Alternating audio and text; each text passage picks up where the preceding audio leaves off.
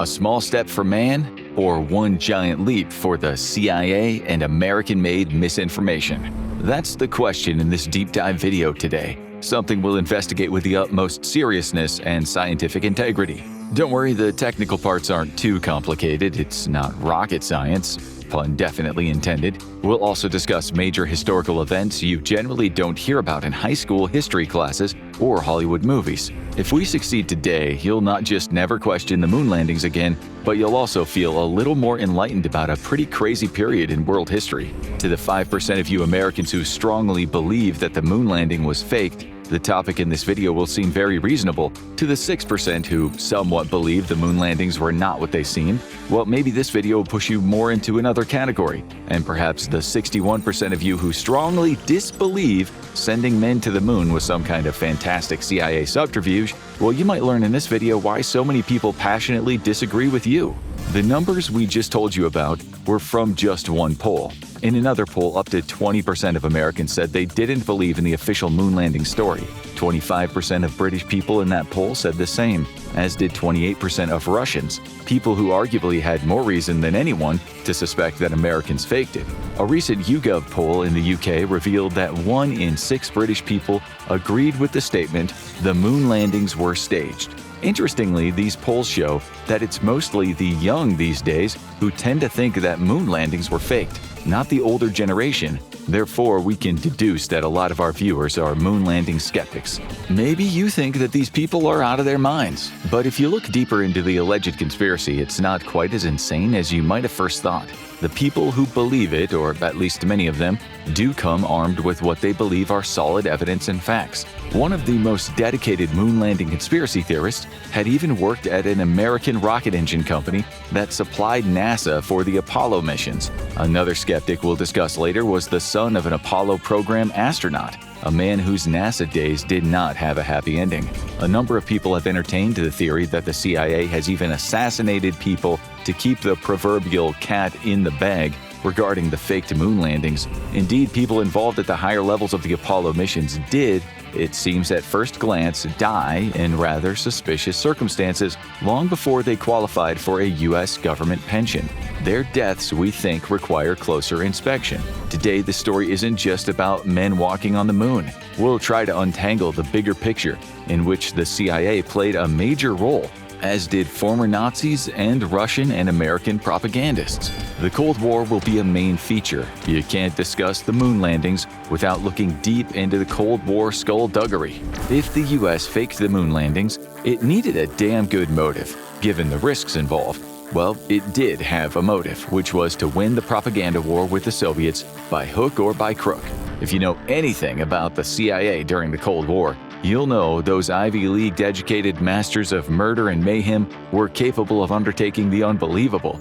If they tried to control minds and create Manchurian Candidate-type assassins with LSD, if they could secretly plan to overthrow democratic leaders, plan to poison a politician's toothpaste, or explode a president's cigar, wouldn't it be possible that they might have considered lying about getting to the moon faster than the Soviets? That answer has to be yes, even if you think the moon landing conspiracy is, pardon our French, a crock of crap. It's hardly surprising that in the 1970s, a good part of the US public started to question the moon landings. They found out that their government, the secret parts of the government, had been lying to them about strange and terrifying black projects, about UFO sightings, about interventions in other countries' governments, and much, much more. They discovered another reality, a darker side of the world affairs, in which the CIA was often a geopolitical puppet master, and at times controller of their sometimes dubious news narratives. This is partly how the moon landing conspiracy theories got off the ground. Excuse the pun. Many Americans had run out of trust. Anything, it seemed, was possible. As we said, if the moon landings were indeed faked, that was quite a considerable risk to the USA's prestige on the world stage. So there had to have been a considerable motive. This was no laughing matter. If the US was caught in the lie, it would have doomed American respectability. It would have disgraced the so-called free world. So the first question is there a chance that the US would have taken such a huge risk to its respectability, and as a result, possibly taken a lethal hit in the Cold War? Would the US have been so desperate it would have cheated? And what was the motive for this alleged cheating? The answer might lie in some post-World War II history. During the latter end of World War II, when the US and the Soviets were still pretending to get along, the future CIA director Allen Dulles, then an agent with the Office of Strategic Services, later the CIA, was doing deals with some very bad Nazis. This included the war criminal and high-ranking business-minded Nazi Karl Wolff. According to the book The Devil's Chessboard, Wolff was Dulles's kind of Nazi. He was a Nazi you could do business with, literally. He and Dulles proverbially scratched each other's backs. Dulles was concerned about the Soviet Union's advance into Western Europe, and he was also concerned about American business interests in the region. He was already fighting the Cold War, before it was called the Cold War, taking big risks, given Wolff was very close to Heinrich Himmler, who himself was in charge of the SS and was the so-called architect of the Holocaust. You might not have heard of Wolff because, as the book we just mentioned says, he worked in the shadows. But he was still a giant of the Reich. He would have very likely been one of the first to be hanged at Nuremberg had his guardian angel, Mr. Dulles, not come to his rescue. Dulles wasn't doing this out of the good of his heart. He wasn't a fan of Nazi ideology, far from it.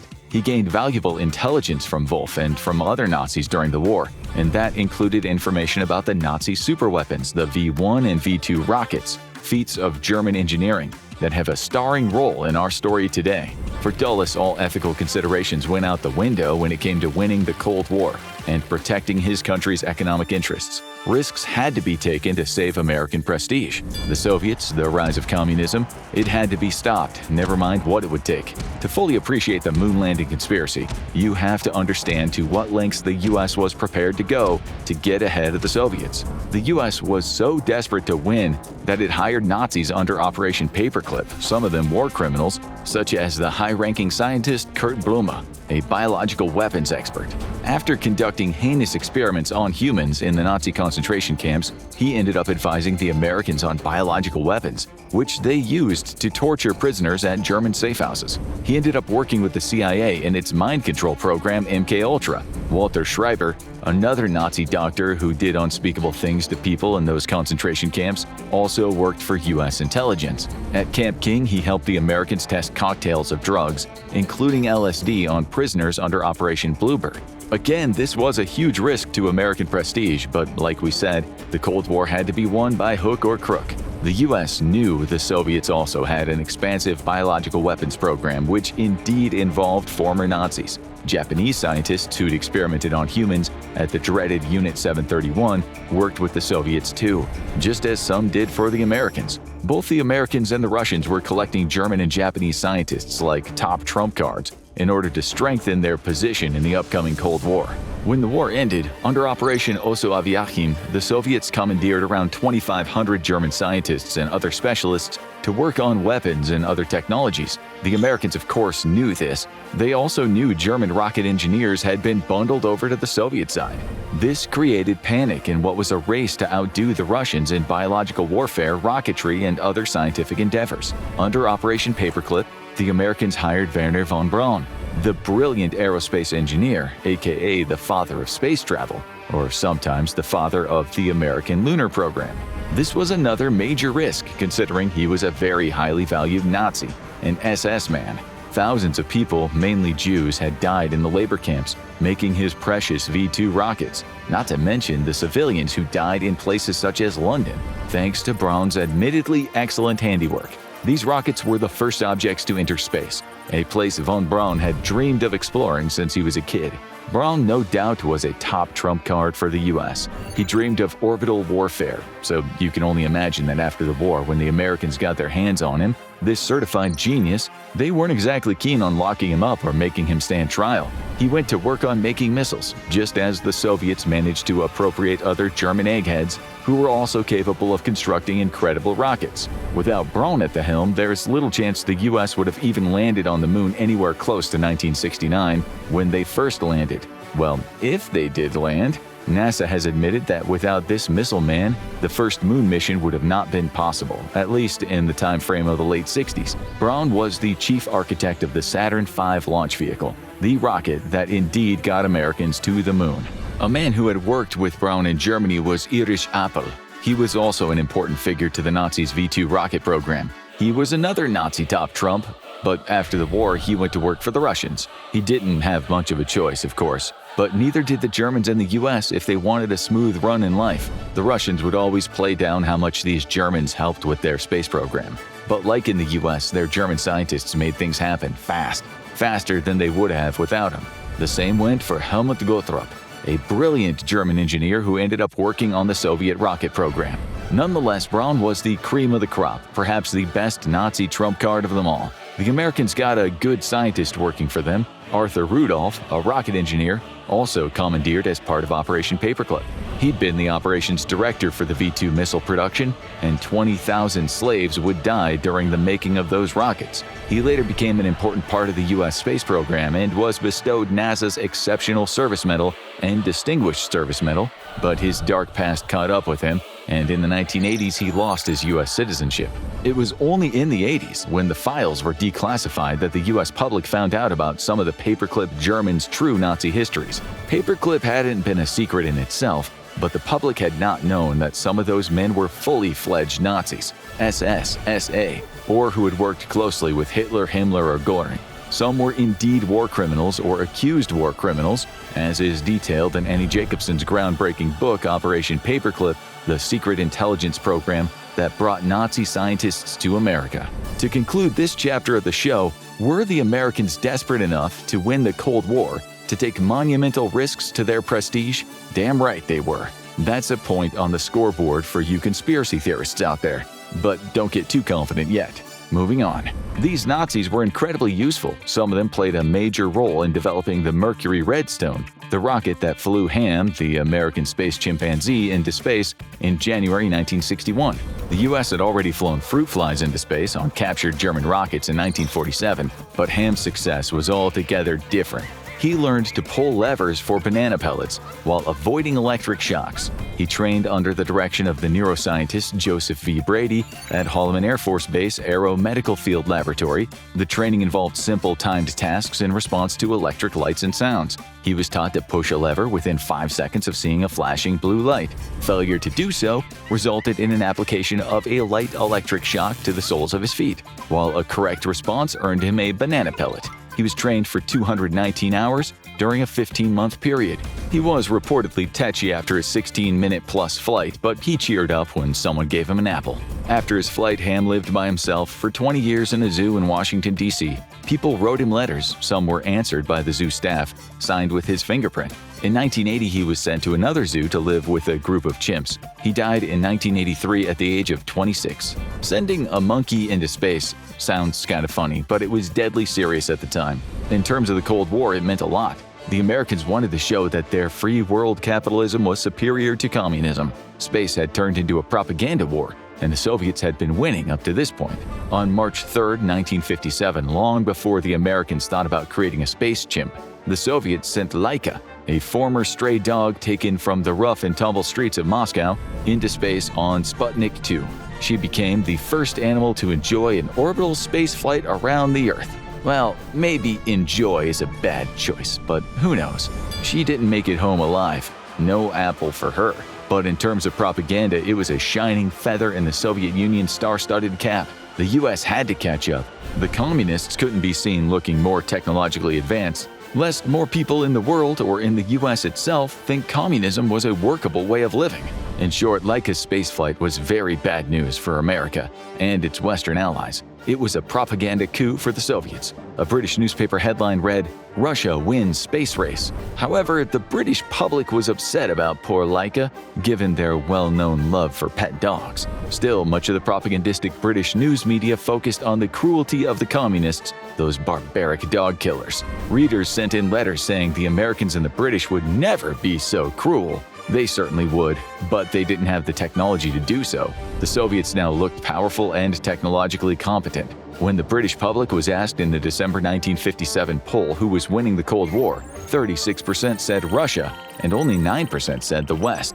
That was terrible news for the American government and its intelligence agencies. It got worse. In 1960, the Soviets rubbed salt in American wounds by sending 2 dogs, 42 mice, a gray rabbit, 2 rats, and a bunch of flies into space. They all returned in one piece, this time after 27 hours and 5 revolutions around the Earth. The Soviets were indeed winning the space race. There was at least some good humor going on between the beloved American leader John F. Kennedy and the wily Soviet leader Nikita Khrushchev. Khrushchev gave JFK a dog, Pushinka, which was the daughter of one of the Soviet space dogs. The CIA, of course, checked it for listening devices.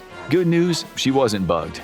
Neither did she blow up in Kennedy's face, but she was described as a little nippy. She even had puppies with the Kennedys' White House dogs, which they called the Pupniks. Some people thought, maybe peace on Earth is possible.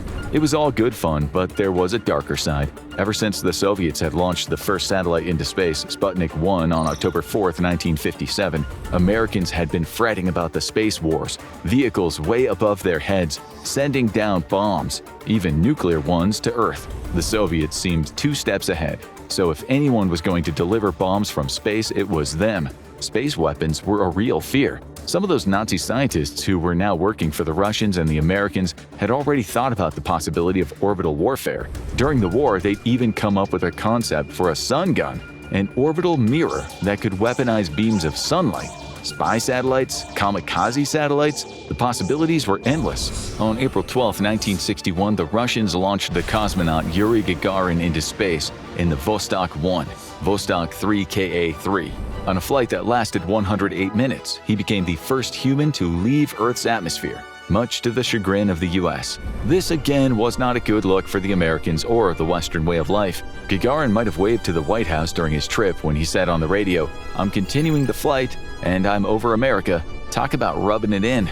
The Soviets, of course, made a song and a dance about it, hailing it as a victory and a triumph of Soviet science and technology. It was, and their propaganda machine let everyone know. JFK sent his congratulations, but the American media was concerned. When Kennedy was asked in a news conference when the U.S. might accomplish the same, he said, "They've been ahead of us. That we expected that they would be first in space, orbiting a man in space." He admitted on live TV, "We are behind." He added, "The news will be worse before it is better, and it will be some time before we catch up." The same journalists asked him how it was that the free world was behind the unfree world, and what message this sent to the people in the free world. One of the journalists asked him if the Soviet accomplishment meant their system, communism, is going to prove more durable than ours. This was enough to make the propaganda merchants at the CIA have a heart attack. It was an American nightmare. They had to catch up, and fast. The U.S. was losing the propaganda war on many levels. As one researcher later put it, the Soviet feat sparked waves of panic about American military and technological vulnerability. Matters would only get worse when a week later, the CIA-made invasion of Cuba at the Bay of Pigs turned into an embarrassing disaster for the free world Americans. This was really a bad time to be an American propagandist, so space mattered. It mattered a lot. The Chinese communists were delighted, of course. In a joint statement with North Korea, they called it a brilliant symbol of triumph of socialism and communism. India's Prime Minister Jawaharlal Nehru took a non-alignment stance with both sides of the Cold War and called it a great victory of man over the forces of nature. India wasn't communist, but each word he said still hit American propagandists like a Soviet hammer to the head. The CIA's arch-villain Fidel Castro of Cuba said it was a victory of all mankind, the greatest hope for the destinies of freedom, prosperity, and peace. The U.S. had previously claimed that it was spreading freedom, prosperity, and peace around the world. Cuba, we heard, was the enemy of those things. As we just said, a week later, Castro kicked the crap out of the CIA-trained operatives who'd been ordered by U.S. intelligence to overthrow him. Sukarno, the president of the Republic of Indonesia, who was busy trying to free his people from the yoke of European colonialism and natural resource-grabbing American corporations, was overjoyed at the Soviet success. The CIA and British would soon overthrow him and replace him with a genocidal tyrant sympathetic to American and European business interests. But for now, Sukarno got to say the Russian man in space was a delightful event that opens up new prospects for human thought and activity, which will be put at the service of the progress and well-being of people, international peace as a whole. Oh boy, was he wrong about peace, especially concerning his own country. So, to reiterate, for the US, the Russians sending a man to space was like being kicked in the balls by a commie elephant. The world watched on as communists claimed victory after victory. It was a nightmare for the CIA, which had been trying its darndest to shape anti-communist narratives for years under Mr. Dulles' stewardship. But there was nothing they could do about this resounding Soviet victory. It was what it was, a huge loss of face for the US and the anti-communist world. The US did send a man into space on May 5, 1961. That man was Alan Shepard, the second man in space. It was still a loss, though. It was second place in a race of two. The Americans needed an outright victory. They needed a space win to put the free world back on track. So on September 12, 1962, President Kennedy uttered the now famous words that the public and the CIA wanted to hear. Speaking at Rice University, he talked about American progress, about the great adventures of all time. He promised the USA would become the world's leading spacefaring nation. In this moving speech, he added, "We mean to be a part of it. We mean to lead it. For the eyes of the world now look into space, to the moon and to the planets beyond. And we have vowed that we shall not see it governed by a hostile flag of conquest, but by a banner of freedom and peace." He said the US had crept ahead in the space race and was investing more money all the time. Most of the satellites launched were now American. The best tech, he said, was American. And then he made the people watching glow with pride, telling them that he'd send a giant rocket 240,000 miles away and plant an American flag on the moon. The US would finally beat the Russians. Some of his most immortal words were, "We choose to go to the moon. We choose to go to the moon. We choose to go to the moon in this decade and do the other things not because they are easy, but because they are hard. Because that challenge is the one that we are willing to accept, one we are unwilling to postpone, and one we intend to win." It was indeed a moving speech, just what the US needed in this propaganda war. JFK did what he thought needed to be done, put Americans back in touch with their pioneering spirit. Going to the moon was the US's destiny. Exploration was written in the American bloodline. Now the US just had to prove it. JFK had actually proposed to Khrushchev to have a joint moon landing project, but Khrushchev never agreed. Why would he? The Russians, he thought, were ahead. JFK didn't live long enough to push the matter. Anyway, various parts of the US government, the CIA, much of the military-industrial complex, and parts of Congress were never too happy about his seemingly cozy relationship with Khrushchev. When he died, his promise still stood. NASA kept on working on the moon landing. Its budget had dramatically increased. The technology had vastly improved, but as you'll soon see, the much-bolstered US space program also had a few devastating setbacks. The Soviets had their own crewed lunar program, although they kept it a secret until 1989. They wanted to prove Kennedy wrong and believed that they could do it. If they should beat the Americans again and get to the moon first, well, talk about a public relations disaster for the free world. We spent quite a chunk of the show on the motive. But had we not given you a motive, none of the show or the conspiracy theories would make any sense. Landing on the moon first was vital for the US. It's only when you can appreciate that can you understand the conspiracy theorists who say the US cheated. But the motive is only one part of the story. We now need to examine the technical details. Before we get to it, we'll just add that the Soviets were the first to land an object on the moon. That was the Lunar 2, which made contact with the moon on September 13, 1959. This was a crash, not a soft landing. There's a big difference. And then there was the matter of sending something up there and getting it back. After a few failures, the Americans also hit the moon. The first to hit the far side in 1962 with their Ranger 4. But the Soviets jumped ahead again with the first survivable landing on the moon when on February 3, 1966 they landed their Luna 9. It was a win, even if many failures preceded it. Of course, they made stamps to honor it. The Americans were behind again, but only just. 4 months after the Lunar 9 landed on the moon, the US's Surveyor 1 landed successfully. It also took lots of nice photos, but photographing the moon was by then nothing new. The Soviets put the first woman in space in 1963, Valentina Tereshkova, who in the spacecraft Vostok 6 completed 48 orbits in 71 hours. Tereshkova's Vostok 6 flew within 5 kilometers of the Vostok 5, which was carrying the record-breaking cosmonaut Valery Vykovsky. This hero of the Soviet Union not only almost completed the first rocket kiss in space, but at 5 days in orbit, he set the space endurance record. His record still stands for a solo spaceflight. What's more, he did the first ever space poop. We kid you not. The passing of his bowels after 9 hours and 5 minutes into the mission became a record. Another record for the Soviet Union. However, admittedly, taking the first space dump was not too much to brag about. We should also mention Alexei Leonov, who became the first man to perform a spacewalk on March 18, 1965. It was Leonov who the Soviets wanted to secretly put on the moon. Leonov's 12-minute 9-second spacewalk impressed much of the world, but perhaps not so much of the USA, which needed a record of its own. But at least on June 3, 1965, Ed White became the first American to do a spacewalk. During the Gemini 4 mission, he spent 23 minutes out there in space. The US was just a whisker behind now. Then on January 27, 1967, when the Americans were preparing to send 3 men into space on Apollo 1 and perhaps get back some bragging rights, disaster struck. The 3-man crew died in a launch pad fire. This was a tragedy for NASA and these men's families, which will feature later in the story. But it also was a tragedy for American prestige. It made capitalism, the free world, look slightly incompetent yet again. Still, it was a Russian who became the first man to die on a mission to space. On April 24, 1967, cosmonaut Vladimir Komarov died when his capsule's parachute failed to open, and the capsule fell 4.3 miles before smashing into the Earth.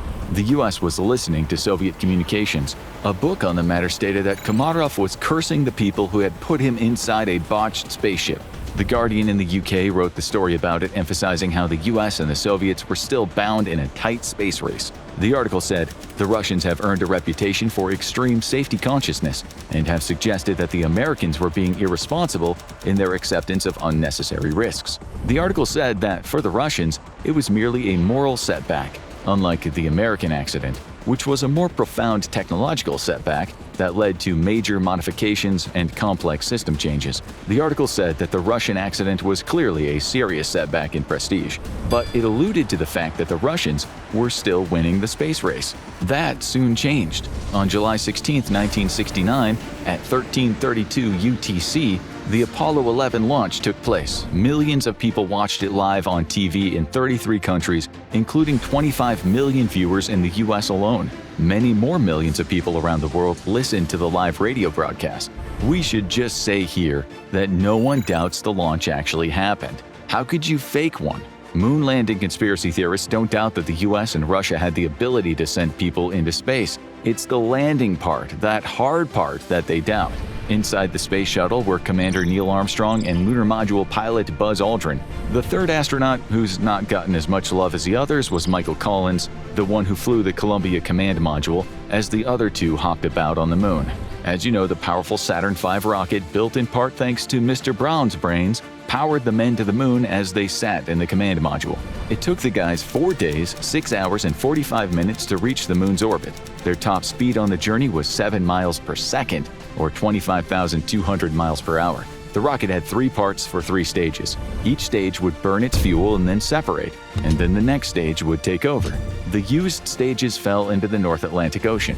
Collins later explained, "Staging, it's called, and it's always a bit of a shock as one set of engines shut down and another 5 spring into action in their place. We're jerked forward against our straps, then lowered gently again as the second stage begins its journey. Attached to the command module was the part that would land on the moon, the lunar module. Once in place above the moon, the lunar module undocked from the command module, which involved releasing the docking latches and the springs that held the two together. In the command module, Mr. Collins continued orbiting the moon, while the other two initiated a descent with the help of a guidance system. The undocking part happened at about 60 miles off the moon's surface. After that, Collins continued circling the moon, each cycle taking about 2 hours. At one point, the lunar module's descent engine fired for 30 seconds, which put them on a descent with the closest approach of 14.5 kilometers above the moon's surface. They were aiming for an area called the Sea of Tranquility. None of this was easy. It was the one thing that everyone was most concerned about. It's what the Soviets hadn't yet done in a manned spacecraft. Armstrong and Aldrin were able to hover close to the surface, making sure the computer had them landing at a good place. If anything went wrong, they'd be able to jettison from the descent stage, and by using the ascent engine, climb back into orbit. They'd land at about 3 feet per second by carefully using these controls, which was a bit trickier than we've explained. At one point, they received a program alarm. Armstrong told Mission Control back in Houston, "It's a 1202. He said to Aldrin, "What is it?" The answer was the Apollo guidance computer was saying that the processing system had been overloaded. Armstrong later admitted the unknowns were rampant, and there were just 1,000 things to worry about. He took over the manual controls, the fuel was running out, and they didn't have a safe place to land. 700 feet, said Armstrong, to which Aldrin replied, pretty rocky area. Aldrin later said they probably normally expected us to land within about 2 minutes of fuel left, and here we were, still 100 feet, or 30 meters above the surface at 60 seconds. Armstrong asked, okay, how's the fuel? To which Aldrin replied, 8%. Knowing that they were on the verge of something terrible happening, Armstrong declared, okay, here's looks like a good area here. They landed. The landing gear absorbed the impact. We'll talk about this landing making a crater later. Bear in mind that firing rockets into space was easier than landing and docking in space. We should explain how docking works. After the actual landing, when it was time to go, the lunar module would have to take off from the moon using the rocket engine called the ascent propulsion system. Once they ascended, they had to rendezvous with the command module, which required extremely precise navigation and timing. Before the actual moon missions, the astronauts had practiced docking in simulators. They'd done it underwater, and they used full-scale mock-ups of the Apollo spacecraft to practice. And of course, they conducted unmanned and manned space missions to test docking procedures in prior space missions. In real life, the two modules adjusted their orbits, and then, with the help of ground control, they were aligned. They slowed down and switched on the module's docking mechanisms. All of this was carefully monitored for a smooth docking. We're sure you've seen it in sci-fi movies. It's all very complicated how they managed to get together, explained in detail on NASA's website.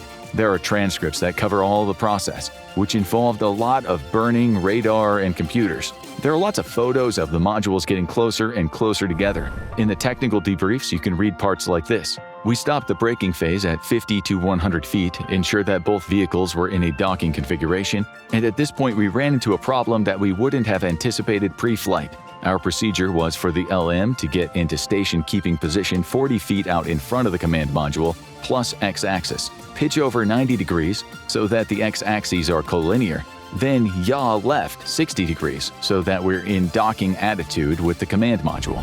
It's all very technical, but if you are skeptical it happened, you can read every single step of the process with photos online. You can see how they implemented TPI burns, transposition docking and extraction burns, and CDH burns, circularization and descent orbit burns, to accomplish the amazing space hug. But to be fair, the conspiracy theorists don't question the docking part of the moon missions as much as the landing. But we thought if we didn't mention it, we'd be ignoring a very important part of the mission. Once they were docked, the three astronauts got into the command module and jettisoned the lunar module. They set their trajectory to return to Earth and blasted off again. It is the service module that houses the main propulsion system, the service propulsion system. When they got closer to Earth, the service module was jettisoned to burn up in the Earth's atmosphere or fall into the ocean, while the command module with the astronauts on board headed for splashdown in the ocean, with a parachute stopping them from being broken into little pieces. The command module didn't burn up as its re-entry heat shield protected it. They landed in the Pacific Ocean at 12:50 p.m. on July 24, 1969. Okay, now let's go back to when they landed on the moon. Armstrong said the famous words, "Houston, Tranquility Base here, the Eagle has landed." The Eagle was the name of the lunar module. The guys prepared themselves for their moonwalk. About 4 hours later, at 2:56 and 15 seconds Universal Time on the 21st of July, Armstrong, with 500 million people watching from all over the world, said, "That's one small step for man, one giant leap for mankind." Mr. Aldrin followed and took the second small step for man at about 19 minutes later, quite poetically calling the lunar surface Magnificent Desolation, which could have been the name of a Bob Dylan song. He and Armstrong unveiled the plaque located behind the ladder. It read, "Here men from the planet Earth first set foot on the moon, July 1969 AD. We came in peace for all mankind." What an amazing accomplishment by NASA, the USA, and the free world. Make no mistake, the CIA propagandists were jumping for joy. The USA had scored the winning touchdown after spending the entire game behind. The astronauts went one better when they planted the American flag. They then talked to President Richard Nixon by radio telephone. Every single step had been rehearsed, mulled over, and analyzed for full effect. The White House's directive had been to plant the flag in such a way as to make it clear that the flag symbolized the fact that an effort by the American people reached the moon, not that the U.S. is taking possession of the moon. Allen Dulles had died 6 months earlier, but had he seen this, he would have been a happy man. That's the thing. As you know, all this talk about peace on Earth and mankind's progress was in its own way part of the USA's propaganda plan. Even if the astronauts didn't care much for propaganda in the Cold War, they had to say what they had to say. You'll see what the Russians thought about the US's success later in the show. For now, Americans, according to polls, were mighty proud of their free world nation. JFK's image flashed on TV screens nationwide next to the words "Task Accomplished, July 1969." The US had won the space race. Democracy had won. We're not being overly cynical about the propaganda aspect being so important. JFK had been told by advisors to make no mistake, this is a must-win battle in the Cold War. Many years later, Aerospace America admitted Apollo was an exercise in propaganda, sending to the world and ourselves a message of American superiority and exceptionalism. It wasn't as if the average Joe in the US or in Britain was saying, "Oh great, this is of profound symbolic significance regarding the balance of power in the world and how perceived technological prowess can act as a strong propagandistic tool to persuade people that one side of the current political schism is superior." But that's what the CIA was thinking. It was the reason why the US spent something like the modern equivalent of $280 billion on the Apollo program. By 1965, NASA's budget was almost 5% of all the US government spending. Bear this in mind as we go on. The astronauts took photographs, collected 21.5 kilograms of rock and soil, and walked and skipped a total of about 250 meters, never quite straying more than 100 meters from the module.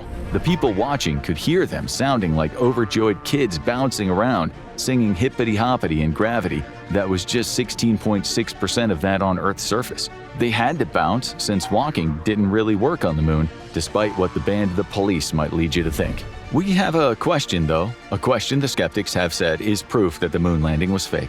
Where were all the stars in the photographs? According to NASA's images, there was just blackness out there in space, and everyone knows there are quite a few stars in the universe, perhaps 200 billion trillion, about 100 billion to 400 billion in our own humble galaxy, the Milky Way, and anywhere from 2,600 to 4,500 that we can see from Earth on a clear night. Well, that's weird, say the conspiracy theorists, because in those photos, there are none, zilch, and you can't get a much clearer view than from the moon, where there is no atmosphere to get in the way of stargazing.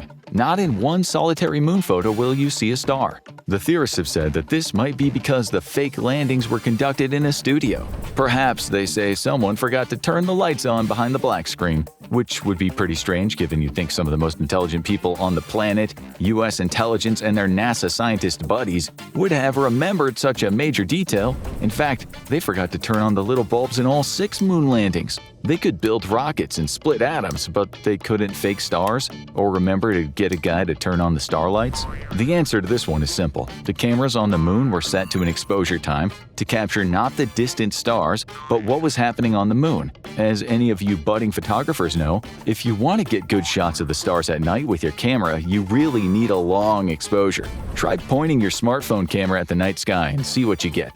NASA's cameras had been optimized not for exposing stars, but for capturing details in the brightly lit surface of the moon. The astronauts, as they said later in interviews, couldn't see the stars either because of the sunlight. Some of you are now thinking, that's too easy. We're strawmanning the argument. Okay, let's move on. As you know, there is no wind on the moon. Unlike Earth, the moon doesn't have much of an atmosphere. It has some atmosphere. But the moon's atmospheric pressure is about 100 trillion times lower than Earth's atmospheric pressure at sea level. You can call that almost non-existent. Certainly not anything near enough to make a flag flap in the wind. Oops, looks like the CIA and NASA messed this one up again because that flag on the moon definitely ripples in the photos and videos. Yet again, it seems like someone messed up.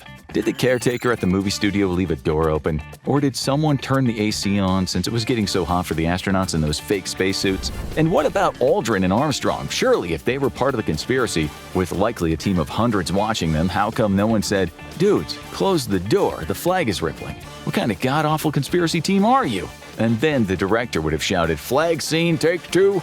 Obviously, he or she didn't. Actually, even though we are jesting here, the flag in several videos seems to flutter a lot, so it's only reasonable that people would question it.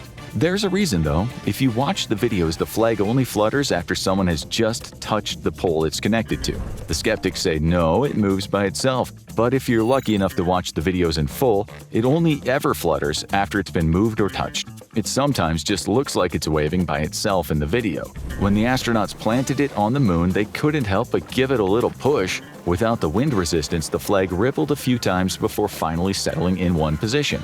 No video in the world exists of the flag moving by itself after no one has manipulated the pole in some way. If you think about it, it would look much weirder if the flag had stayed straight, like a piece of strong card after someone touched it. It also had a horizontal crossbar. If it hadn't, we would have gotten a floppy flag, which would have been quite some blunder in terms of positive symbolism for the USA. To believe that NASA and the CIA, along with 400,000 people who worked on the moon landing in total, would have all been so dumb as to not say anything about the possibility of AC or an open door creating wind movements on the flag, well, that's frankly implausible. We're talking next-level geniuses here, forgetting to close a door, which, as you know, would have been a blow to American prestige in the Cold War that had indirectly cost the lives of hundreds of thousands of people. The theories will get stronger, though, and remember, we still have suspicious deaths to think about. Staying with the "this was faked in a movie studio" theory, there aren't many other theories. There must have been lamps of some sort to light up the astronauts, thereby mimicking the sun. The skeptics argue here that since the sun is so far away, the shadows cast on the moon should have been parallel, but they weren't, they were slanted. So doesn't that mean studio lights were involved? On top of that, in one photo, the shadows of the astronauts are different lengths, which shouldn't happen with sunlight because of the distance. Actually, they're right in saying this, but they're missing an important detail. That detail is these images were taken with a camera. They were not what you see with your naked eye. This produces what we refer to as optical phenomena. What's cool about this explanation is you can go outside and test it for yourself on any given sunny day. You also have to remember the moon's surface isn't flat, it's uneven, which also affects the shadows. This next one is more convincing. You might have seen little crosshairs in the images sent back from the moon. For the conspiracy theorists, these little crosses prove the moon landing was faked. They're called calibration marks, and they're used to measure distances on the moon. They were in the actual camera's focal plane. So how is it that the crosshairs at times appear to be behind an object? That shouldn't be possible, but maybe it was possible because someone had manipulated the photos. Think about it. You could have taken a photo of something and then overlay images of things, and by doing that accidentally overlap the crosshairs. The skeptics aren't seeing things. Those crosshairs do indeed at times seem to disappear, either in the white of the flag or in the white of the spacesuit. The simple fact is that the crosshairs, which are actually very thin lines etched into a glass plate known as the Rousseau plate, can get washed out on bright surfaces. The same happens here down on Earth. If you want high-resolution images, you can go to the NASA website, and in those images you might be able to see the crosshairs at all times. In some low-quality images, the crosshairs will get washed out even when not against a bright surface, but likely not if you're looking at a high-quality image. You can also test this down on Earth. It's absolutely normal. Okay, this next one is exciting. We like this one. As we told you, when the astronauts from Apollo 11 arrived on the moon, they hopped and skipped around, which you'll remember was because things on the moon weigh about a sixth of what they weigh on Earth. That's why the astronauts could bounce so easily. The word on Moon Conspiracy Street is that to get that effect in the film studio, you just need to slow everything down. Slow motion in film back then was indeed a thing. The skeptics say if you speed the movement up to double speed, the astronauts move about at the normal pace. When people try to convince skeptics that the moon landings were real, they often talk about the impossible movements the astronauts made, only made possible because of the gravity conditions on the moon. You might look at the case of John Young, the astronaut who on the Apollo 10 mission became the first person to orbit the moon alone. He also commanded the Apollo 16 mission, and in 1972 became the 9th person to walk on the moon in history.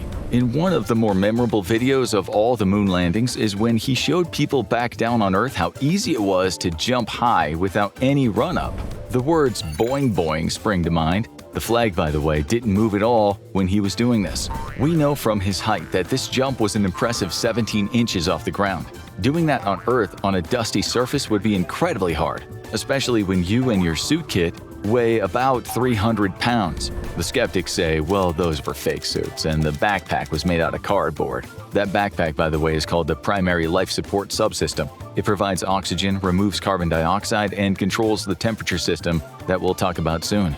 The ones they had back in those days weighed 84 pounds on Earth, but only 14 pounds on the moon. But let's say they were fake. which is partly how Young managed to jump so high from a standing position. Looking at data online, the average vertical jump height for an untrained male is 16 to 20 inches, and that's without a backpack, without a fake backpack, without boots and a helmet, not from a sandy surface. You're good at jumping if you can vertically jump 20 inches without any of that stuff. You're an athlete if you can get anywhere in the region of 24 to 28 inches. But again, that's someone in shorts not wearing boots and a spacesuit.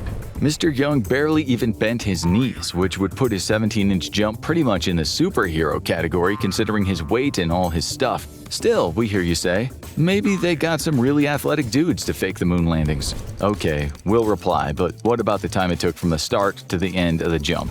On Earth, you can test yourself. The whole process from takeoff to landing is usually about 0.6 seconds. On the moon, Young's jump took exactly 1.47 seconds. If the film was slowed down to make it look like the astronauts were experiencing the moon's gravity, then this would mean a factor of 2.45. So let's imagine the video was slowed down by this factor, which is why the jump took 1.47 seconds and not 0.6 seconds. What if you played the whole video at 2.45 faster? The answer is it starts to look comical. Young does a salute as he jumps. The salute isn't affected by gravity like his jump, but if you speed up the video, it looks ridiculously fast. What we're saying is sure, for some movements you can speed up the video and the movements look normal, but it doesn't work on other movements. You can't have it both ways. Then in one video, an astronaut falls over. You can clearly see he was moving like he would in 1/6 gravity, but he puts his hands out at the normal speed. You can also see that he gets up from almost a press-up position with very little difficulty, something that would be impossible on Earth. One of the astronauts throws his whole body up with his hands. If you speed the whole clip up 2.45 times faster, it looks even more unbelievable. These astronauts are doing physically impossible things. In 1960, no special effects existed that could make those guys do what they did. You can speed up and slow down videos to your heart's content, but you won't be able to make their movements look natural. One of the other major arguments is how come the astronauts didn't get really sick from radiation poisoning up there. In fact, when they were on their moon trips, there was a significant risk of solar flare-up. On Earth, we're protected from the dangerous radiation levels due to the magnetosphere, aka the magnetic field. This diverts that harmful radiation, and our thick atmosphere absorbs much of the rest of it. On the moon, we don't get that same protection. The argument is that NASA and the astronauts would have been blasted with lethal levels of radiation when they passed through something called the Van Allen belts. They had no choice but to pass through these. Indeed, there was an element of danger, but they had a few things on their side. Their spacecraft might have been as lightweight as possible to keep up the high speed, but it was built with materials that helped absorb or deflect the dangerous radiation. NASA also tried to plan for a trajectory that would be safer, and the flights themselves were short enough to not have to worry about radiation too much. Even so, right now, NASA says on its website that acute radiation risks, ARS, are a significant concern for human spaceflight. The agency still implements shielding just like it did with the Apollo missions, and the astronauts are constantly monitored for radiation levels. Back in the 60s and early 70s, the technology was, of course, not as good, so there was indeed a risk in sending those men up there. Then there's the heat on the moon. The weather up there isn't great. In the lunar daytime, it can reach 127 degrees Celsius. At night, it can get down to negative 173 degrees Celsius. The moon is not a good place for a vacation, and with a present price tag of $20 million per spacesuit, it's expensive. Fortunately, their spacesuits consisted of layers of insulation and reflective material to keep them safe during any extreme temperatures. The suits featured built-in heating elements to help regulate their body temperature. They contained thermal control systems, and anyway, they made sure to go out at the start of the lunar day, and they knew not to spend too long outside the module. They were safe. But we hear you ask, what about the equipment they used? Didn't their cameras include celluloid film, which doesn't do so great when it's as hot as the inner circle of hell? This is actually a very reasonable question. The film we use down here on Earth would be useless when it's super toasty. Apollo 11 recorded temperatures as high as 150 degrees Fahrenheit and as frigid as negative 63 degrees Fahrenheit. The thing is, the temperature on the moon isn't the same as it is down here. There's no atmosphere on the moon. Even if you could stand on it without a spacesuit, you wouldn't say something like, "Oh, it's a bit muggy out here." There's no warm, moist air to speak of. Even so, the sun's rays do give off heat, extreme heat. This is what we call radiated heat, meaning the heat is transferred through electromagnetic waves. That's why the astronauts still needed to have those climate-controlled suits. Their cameras also warmed up with this radiated heat. They weren't normal cameras, though. They were specially designed Hasselblad cameras. They had special insulation to help them regulate their internal temperatures, and the components inside were also protected from extreme heat. By the way, those cameras were mounted on the astronauts' chests, which is why you won't see anyone holding one. Also, they'd been specifically made to use with thick gloves on. Some skeptics have questioned this, and they've been proven wrong in tests. NASA actually lost the original moon tapes from Apollo 11, which is another reason why some people think the whole thing was made up. We'll come back to that soon. First, we have to talk about the crater, or the absence of a crater, when the lunar module landed. When it did so, it blasted the moon's dusty surface with 45,000 newtons. The thrust corresponded with a weight of 27 tons. That amount of force should have left a clear crater, say the skeptics. Do you remember the skeptic Bill Kaysing, the guy who kicked off the moon landing conspiracies to a large extent? He once said, in all pictures of the LEM on the moon, there is absolutely no evidence of a crater underneath the engine. If indeed the module had landed on the moon, the engine would have blasted out a substantial hole in the dust-like surface of the moon. He should have known what he was talking about. He left the rocket engine design outfit Rocketdyne in 1963, and Rocketdyne had worked with NASA on the Apollo missions. In his 1976 book, We Never Went to the Moon, America's $30 billion Swindle, Kaysing said that scientists at Rocketdyne had told him that the US did not have the technology to fly someone to the moon and back, and the radiation would be far too dangerous. In a Fox documentary, he also said, the fact that there is no blast crater under the LM is one of the most conclusive pieces of evidence that I find supporting the hoax. There are a few reasons for no crater. One is that when the module landed, or just before 5.6 feet, it was actually turned off due to the reduced gravity. This made the module weigh much less. It also floated down, moving laterally, not straight down. As one astronaut said, the landing was quite gentle, rather than a huge blast down. Furthermore, given that they landed in a vacuum, there wouldn't have been the same turbulence if they landed under Earth's atmospheric conditions. This is also why you didn't see the great plumes of dust when they landed. In NASA's sketches prior to the moon landings, artists depicted a crater below the module. What's up with that? Well, that was artistic license. It was to make the picture look dramatic. In one sketch, they also put the Earth and lots of stars. Nothing like how it would look in reality. It was much prettier that way. You have to ask yourself, if NASA really faked the moon landings, wouldn't they have made the sketches look like the staged version? As we've told you many times, American prestige was at stake in the Cold War, and that meant everything to the American politicians and intelligence. You'd have thought that they could have made the sketches match the actual fake landing, given quite a few people in Russia would have been looking out for such inconsistencies in order to shame the US. As you know, NASA lost the original tapes from the Apollo 11 landing. These were special telemetry data tapes, which were in short supply. NASA lost them, and it might well have taped over them. Of course, the whole world watched the landing, so videos exist, but not the NASA originals. Some skeptics have said that if we had those original tapes, we'd be able to analyze more closely the scam that the moon landings were. The thing to mention here is that while those tapes are indeed missing, the originals from the other subsequent moon landings still exist, so we can analyze them to our heart's content. It makes no difference that the Apollo 11 tapes are missing. Skeptics have also said that astronomers have failed to show the landing equipment, including the fuel tanks, that NASA left on the moon, which is proof of a conspiracy. They say we have a really good telescope, so why can't they see the stuff NASA left up there? Firstly, looking at things that are far away isn't easy, not when you're looking for relatively small things. We're not talking about looking at stars here, but relatively tiny pieces of equipment. But over the years, photos of NASA's artifacts have been taken, recently by Chinese and Indian lunar probes, so the theory has bitten the dust. There's also the theory that the moon rocks NASA collected are fake, with people going as far as to say when von Braun was sent to Antarctica in 1967, he picked up rocks to be used as fake moon rocks. The story goes that he was under pressure since the US threatened to reveal his Nazi past if he didn't do the job. It's a cool story, we like it. He did indeed go to Antarctica, but NASA said his mission was to look into environmental and logistic factors that might relate to planning future space missions and hardware. It's highly unlikely that he would have refused to go anyway. His whole career was at that point with NASA, and he was already a hero, although given his past, an unlikely hero. As for the rocks, countless scientists have written in countless papers about their unique lunar traits. Surely, NASA hasn't managed to get all these scientists on board with the conspiracy.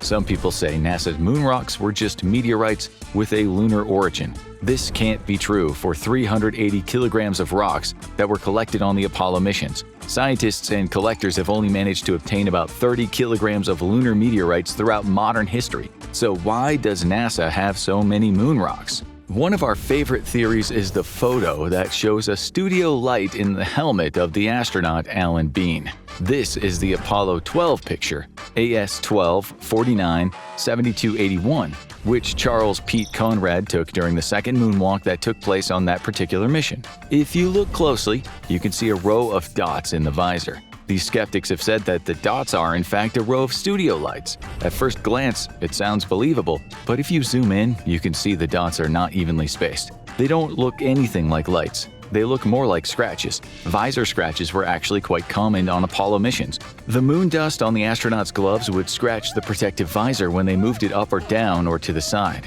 Talking about dust, when the astronauts walked around, they left footprints. Those footprints are still there because there's no wind or rain to get rid of them. NASA's Lunar Reconnaissance Orbiter actually captured photographs of all the Apollo landing sites, and the footprints were still there. There's another photo, this time from the Apollo 11 mission, which skeptics have said you can see two studio lights. Again, it would be downright unusual for some of the most intelligent, and in the CIA's case, conniving humans, to make such a glaring, pun intended, mistake. Firstly, if this photo were the result of different spotlights, there wouldn't be shadows that show there was only one light source. However, better evidence is the fact that you can use high-quality images and zoom in on those lights to clearly see the effect that comes from the sun and the camera. The actual lights you can see are not studio lights but lens flares, which are completely normal. To be fair to the casual conspiracy theorist, at first glance it does look like unnatural light. Any photographer will tell you that they have this problem with sunlight all the time. It's completely normal and can be tested by anyone. Now let's focus on the less technical stuff again, which we think is actually the strongest case for the conspiracy theory about the moon landing. Put it this way, if the CIA and NASA wanted, they probably could have faked the moon landings. The question is, could they have kept it hidden, given the hundreds of thousands of people who worked on the project? Thousands of people worked as engineers, scientists, and technicians. And then there were administrators, support staff, and people who worked in design, research, and testing. Even the cleaning staff or the public relations department would have smelled a rat. Surely, someone would have squealed, and if so, welcome to the CIA's wet affairs assets, who, during the Cold War, were often hitmen from organized crime outfits. Bill Casing said the CIA murdered the people who were considered dangerous in terms of telling the truth about the moon landing, which, if you've read the agency's assassination manual, it might not seem as crazy as it sounds. Casing went as far as to say that the reason the Apollo 1 astronauts died in that terrible fire was because they were going to let the cat out of the bag. In this case, the cat was NASA's inability to land on the moon, which would mean losing the propaganda war with Russia. Several NASA astronauts did die around the time of the moon landings, and just after, mostly in flying accidents, which at first glance does look quite suspicious. But if you look at the Russian space program, those guys also lost a number of astronauts at the time in flying accidents. Flying next-generation planes is dangerous business. One of the US pilots, Michael Adams, died flying the hypersonic rocket-powered aircraft the X-15. He flew to the edge of space, traveling at speeds of 4,520 miles per hour, which, as you can imagine, always carries risks. Still, he had no direct connection to the Apollo missions, so why he's sometimes discussed in the same breath as fake moon landings is unusual. He was just unlucky that his plane's airframe came apart when he was 60,000 feet in the sky. Like most of the others who died around that time and could be linked to NASA in some way, he'd not annoyed anyone or threatened to blow a whistle, he just had a dangerous job.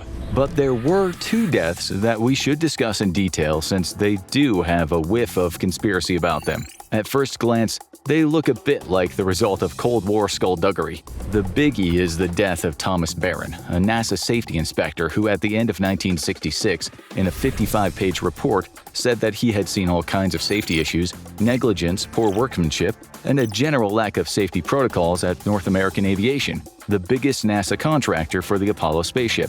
After the Apollo 1 disaster, he was very critical of NASA and said so in the report. He made it sound like NASA was never going to get to the moon, music to the ears of the Soviet Union, anathema to the CIA. He also leaked some of this report to the press, which caused quite a stir within the US public. Still, he criticized himself for being overly critical. A report later said he had made observations, had collected gossip, rumor, and critical comments from his fellow employees. He had detailed but not documented difficulties with persons, parts, equipment, and procedures. He noted poor workmanship, spacecraft 012 contamination, discrepancies with installations, problems in the environmental control system, and many infractions of cleanliness and safety rules. So, some gossip, rumors, and real issues in the space program needed to be fixed. The conspiracy theorists say he was taken out because he was a danger to American prestige. North American Aviation fired him, stating he shouldn't have leaked what they thought were unfair and unwarranted accusations. They set about analyzing and refuting each of the charges and allegations, including the theory that NASA was covering up the real reason for the Apollo 1 accident. But what if Barron fought back? What if he had information that NASA and NAA didn't want him to expose, more than he'd already told the press? If the CIA was indeed considering constructing a fake moon landing, it looked pretty bad that Barron was now saying rather than being able to send men to the moon, NASA was incompetent. Barron wrote, "I'm afraid the public had the wrong image in their minds when they think of Project Apollo. They probably believe that everyone knows exactly what they're doing at all times. They're wrong. I've been told by 2 managers that we're all still in research and development stages, even if we are going to send up a manned spacecraft. This, I firmly believe, is the wrong approach to the project. Does NASA know or realize that every spec that we have is inadequate for the task being done?" He wasn't done. He wanted to take it higher, so he wrote a 500-page report. He sent this report to the committees of the U.S. Congress, and he testified before a subcommittee governed by Congressman Olin Teague. Teague said he believed some of Barron's allegations were true, but certainly not all. Even if some were true, it wasn't a good look for the U.S. space ambitions. It wasn't a good look for the Cold War. For American supremacy on the world stage, a pretty big deal. The CIA might have killed MKUltra scientist Frank Olson for much less. We repeat, might. 6 days after Barron testified, he was dead. His car was smashed to pieces at a railroad crossing in Florida, which everyone knows is not a common accident, given people usually see trains coming and there are crossing barriers to stop this kind of thing from happening. Was it really an accident? The CIA's assassination manual stated in the Technique section Part 2, Accidents, for secret assassination, either simple or chase, the contrived accident is the most effective technique. When successfully executed, it causes little excitement and is only casually investigated. Pushing someone out a window was said to be the best tried and tested method, since this usually warranted little investigation. The CIA also wrote, "Falls before trains or subway cars are usually effective, but require exact timing and can seldom be free from unexpected observation." Then below that it says, "Automobile accidents are a less satisfactory means of assassination. If the subject is deliberately run down, very exact timing is necessary and investigation is likely to be thorough." So, while this doesn't exactly put the CIA in the best light, it does say that car accidents weren't the best way of doing what they sometimes euphemistically called life alteration. Thanks to the likes of Frank Olson, they had all kinds of toxins that could get rid of someone, and they knew how to make it look like a person had just lost his or her mind and hurt themselves. A train crash was certainly a risky procedure. There really was no need for such Hollywood-style gore. The saddest thing is Barron's wife and stepdaughter were also killed in the crash. As for the 500-page report, it vanished. It doesn't look good, but you must remember that Barron had already testified. His allegations were already well established. Why would the CIA have gone to all that trouble? It can't be easy setting up a car train wreck and chosen to kill his wife and stepdaughter too? There were much easier methods to kill people. Also, a second stepdaughter, 6-year-old Robin, survived, and she didn't talk about how some very mean men somehow took control of the car. It was true that there were some safety issues at NAA, and Barron made some good points, which NAA later rectified. It's also true Congress read his report and stated that these changes had to be made. But there's no proof whatsoever that Barron was murdered. It would have made no sense. He stated his case. It was done. If they wanted to kill him, they should have done that before he wrote the 500-page bumper report. A report, by the way, that Congress said was perhaps overly long.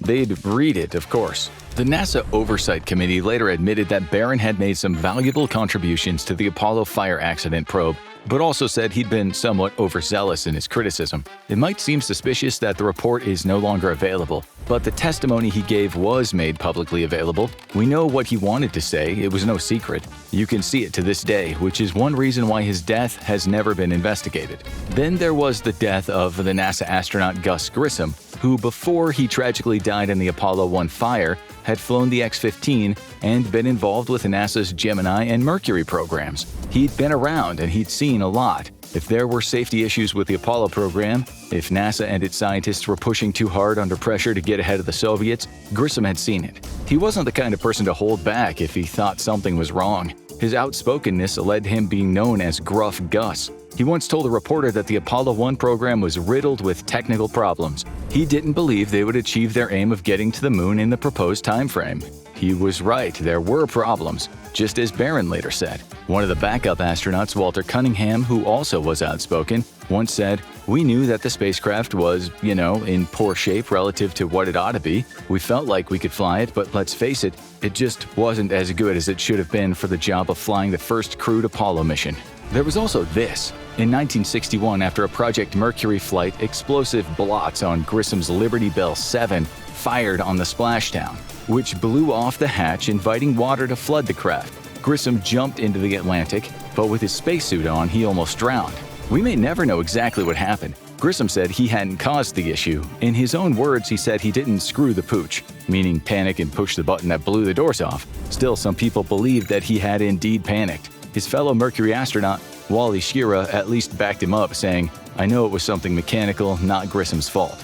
Grissom had almost died, so understandably he spoke his mind where safety was concerned. President Kennedy also thought deeply about the program's safety issues after Grissom's accident. He couldn't stop the program, though. It was too important. Still, if Grissom kept complaining, he might have had to. Years later, the website Ars Technica explained, NASA might have shut down the program for a time. Instead, the space agency had the Russians to catch back then. In fact, the US felt it must somehow beat the Soviet Union to the surface of the moon. But you knew that already. This was a giant leap for mankind, and it was also a giant risk for every NASA astronaut who ever donned a spacesuit. So, suppose we're going to steel man the moon landing conspiracy theory. In that case, we'll say that if anyone at NASA had discussed problems with getting to the moon, it would have been Grissom. And as you know, US intelligence did not want to hear negative news about the space program. So, the theory goes that Grissom was about to blow the lid on the space program, perhaps about to say there was no way in hell NASA was going to put men on the moon. Then, years after his father's death, the son, Scott Grissom, threw fuel on the conspiracy fire. Bad choice of words. When he said, "My father's death was no accident, he was murdered." Scott called it an act of sabotage because his father had been critical of the program. Even so, Gus hadn't been that critical. Just months before he died, he told the TV news, "There will be risks, as there are in any experimental program, and sooner or later, inevitably, we're going to run head-on into the law of averages and lose somebody. I hope this never happens, and with NASA's abiding insistence on safety, perhaps it never will. But if it does, I hope the American people won't feel it's too high a price to pay for our space program." The fire he died in was an accident. It was electrical, and due to the high-pressure, pure oxygen atmosphere and flammable materials around the capsule, it was an explosive fire. Also, the hatch was heavy and cumbersome, and the astronauts couldn't get out. Gus's wife, Betty, was also critical of NASA. She'd gone on record saying that. In one interview, she said Gus had told her, "If there's ever a serious accident in the space program, it's likely to be me." Then there's the mysterious Clark McDonald, a McDonnell Douglas engineer who said NASA hired him to investigate the fire. There's a tabloid news story that states he kept quiet for 3 decades and then admitted that NASA had covered up his investigation. The paper has him saying, "I've agonized for 31 years about revealing the truth, but I didn't want to hurt NASA's image or cause trouble. But I can't let one more day go by without the truth being known." That might sound compelling, but we can find no Clark McDonald who was an investigator for that fire. Also, the news story doesn't come from a reputable source. It exists only on one very sketchy website, which also contains quotes from Betty you can find nowhere else. The same story said Betty did indeed believe she might not have been told the whole truth by NASA. She said, "I believe Scott has found the key piece of evidence to prove NASA knew all along what really happened but covered it up to protect funding for the race to the moon." She was referring to Scott's charge of sabotage. You can also go online and visit forums where dubious reports state that Grissom was getting death threats for talking about safety issues at NASA, so much so that he was put under Secret Service protection. Well, don't believe everything you read online. Besides, in what looks like a sensational Newsmax.com report, we can find no evidence that this happened. We cannot trust this report, so we have to look to other sources. Betty Grissom sued North American Rockwell, and after some years of litigation was awarded $350,000, although she wanted $10 million. The grounds she sued for were pecuniary loss suffered by the survivors in the form of earnings, loss of parental care, guidance, and control, and present cash value of the future earning potential. Her lawsuit said nothing about a conspiracy regarding her husband's death. She did believe that there had been negligence. with her lawsuit stating there had been a failure to exercise due care while in control of the capsule. She said he'd even told her he was considering telling NASA he would refuse to fly the mission. In an interview, she said he knew that it was not very good workmanship, and that was why he was working hard to improve it. In fact, I said, "You're not going to fly until it gets fine." And he said, "I'm not." Betty once said he died 100,000 times before because that's how it felt being married to a man with such a dangerous job. But she never talked about NASA staging things that happened on the moon or NASA faking anything else. She was proud of what her husband did, but critical of the risks involved. Her son Mark also was critical, but more about how his family were treated after Betty sued. After she died, aged 91 in 2018, he told the New York Times, "We got the dark side of NASA. People who were my friends were no longer my friends. A lot of people turned their back on us. And Mom got a lot of hate mail. They were like, 'How dare you sue NASA?' We were no longer part of the NASA family." That same article said nothing about sabotage or the CIA, so again, Betty was only upset about how much risk her husband had faced in his job. To equate this with the family saying Gus was murdered because he was going to blow the lid off regarding the program's problems and setbacks is ridiculous. In fact, it might have been insult to Betty to suggest her husband had worked for an agency that cared more about American prestige and propaganda than it did science and exploration. Buzz Aldrin certainly felt insulted by the conspiracy. He once said after working so hard to understand the exact science of space rendezvous and orbital mechanics, and then to have people tell him it was all faked and he was a liar, well, he said it was the most ludicrous thing he'd ever heard. He once punched a conspiracy theorist after losing control. The guy had screamed at him, "Your whole life is a lie, you're a coward, Buzz Aldrin," and Aldrin hit him square in the jaw, all captured on video. The number of conspiracy theorists increased no sooner than the American public saw it. Aldrin obviously couldn't handle the truth, they said.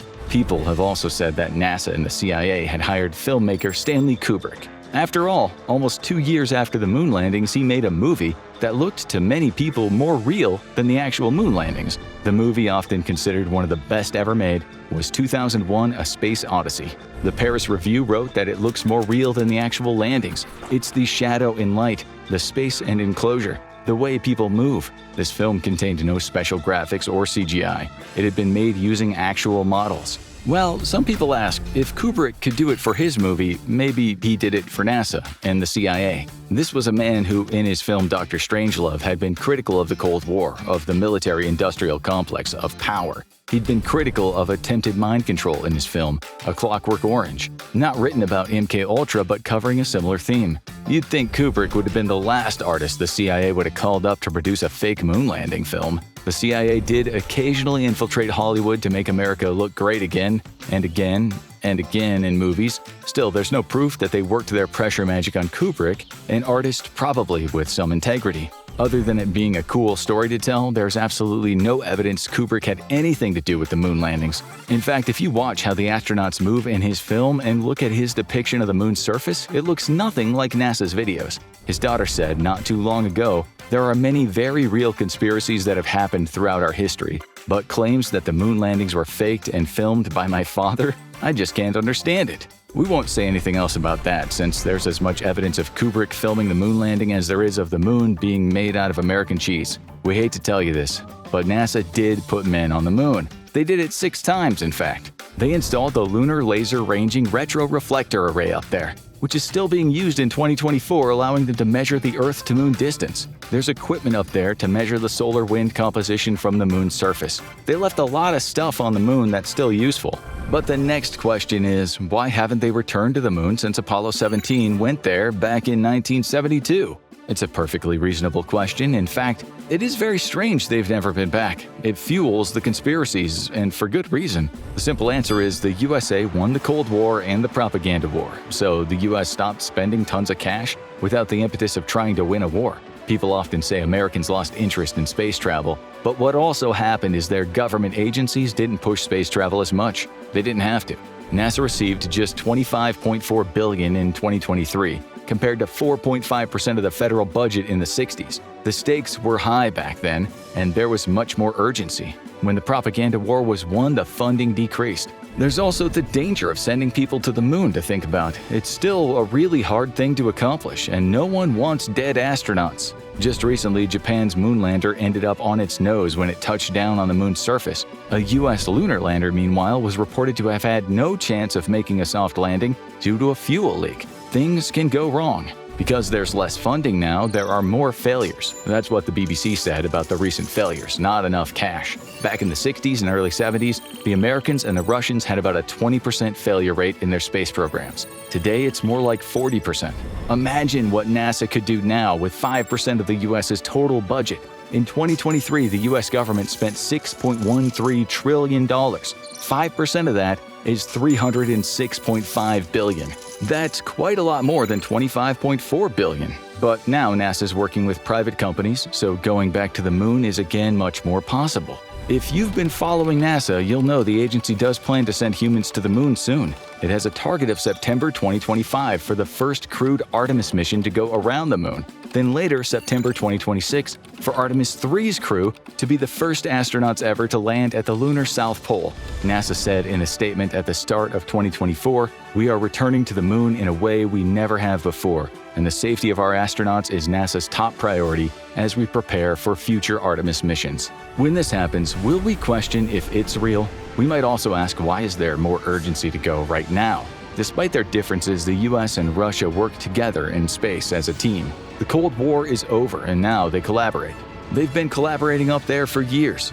As we started making the show, the BBC reported a SpaceX Falcon 9 rocket carrying 3 US astronauts and 1 Russian cosmonaut has blasted off from Florida, bound for the International Space Station. This brings us to another matter. When the Americans put men on the moon, Russia was listening in to the radio communications between the Apollo spacecraft and mission control, just like the Americans had earlier done to the Russians. You have to wonder, considering if the Soviets could prove the moon landing was faked, wouldn't they have said something, given it would have destroyed US prestige and made themselves look technologically superior? Trust us, if they could have done anything to embarrass the US, they would have done it, and vice versa. After the success of Apollo 11, it was reported on in the Soviet newspaper Pravda, although it didn't make the front page. Still, there was an interview with Alexander Pavlovich Vinogradov, a well-respected scientist from the Academy of Sciences and a recipient of the Hero of Socialist Labor. He talked about what a feat this was by the Americans, adding, "I take this opportunity to congratulate the astronauts with outstanding success and wish them a safe return to Earth." The landing wasn't shown on live Soviet television, but there were interviews with cosmonaut Konstantin Petrovich Feoktistov, who told the Russian people how great the US had done and congratulated the American astronauts, who were in some ways his colleagues. Many years later, the Russian cosmonaut Alexei Leonov said, "We were there at Soviet military base 32103. I swear to God, we sat there with our fingers crossed. We hoped the guys would make it. We wanted this to happen. We knew those who were on board, and they knew us too." The Cold War was brutal. Spies did terrible things. Legitimate progressive governments were indeed overthrown and replaced with CIA-backed democracy-destroying tyrants. And yes, there were many secret programs that thrust poor nations into a dark age. But behind all this, there were explorers on both sides of the Cold War, whose focus was on reaching the new frontier, who had no hatred for each other, who in the years to come would work together, who would depend on each other. They were not Cold War warriors, far from it. They wanted the best for each other. This reminds us of Rocky Balboa's speech after he beat Ivan Drago in the admittedly propagandistic pro-American movie Rocky IV. I guess what I'm trying to say is that if I can change and you can change, everybody can change. We'd love to end this on a positive note, but as you know, tensions between the old rivals have been heating up over the last couple years. Looking at the news headlines, it's starting to sound like 1965 all over again. US says Russia developing troubling space-based anti-satellite weapon, said one headline. How the US is preparing to fight and win a war in space, said another. Russia's advances on space-based nuclear weapon draw US concerns, said another. 3 more stated, new space race could feature weapons. Russia has declared a new space race, and moon mission set stage for renewed space race. So, we guess the whole space propaganda thing is starting up again. Maybe history does repeat itself, as Commie Commander-in-Chief Karl Marx once said, "The space race is on. Just put China in the mix this time and add India and Israel to the list." Now you really need to watch MK Ultra, Inside the CIA's Secret Mind Control Experiments, or have a look at The Truth About the Roswell UFO Conspiracy, what really happened in Roswell.